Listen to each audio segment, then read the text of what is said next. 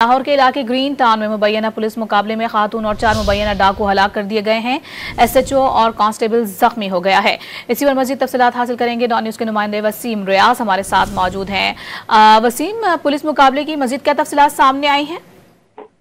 देखिए, बिल्कुल green town का इलाका है जहाँ ये पुलिस मुकाबला हुआ है, जिसमें पुलिस मुकाबले के दौरान 4 डाकू जो है वो मारे गए हैं, जबकि खातून जो है वो इसमें जख्मी है। खातून डाकू की साथी जो है वो बताया जा रहा है। ताहम इस हवाले से मजीद तफ्तीश जो है वो की जा रही है और मजीद कानूनी कार्रवाई की जा रही है, जिसके बाद मजीद हकायक जो है वो सामने आएंगे।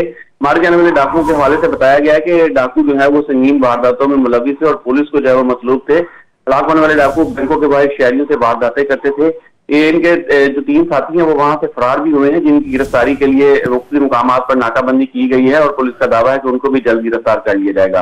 ताहम इनकी शनाख्त का अमल जो है वो मुकम्मल किया जा रहा है। डेड बॉडियों को जिना अस्पताल के मुर्दाखाना में मुंतकिल किया जाएगा और फिर मजीद कानूनी कार्रवाई जो है वो अमल में लाई जाएगी। इस सारे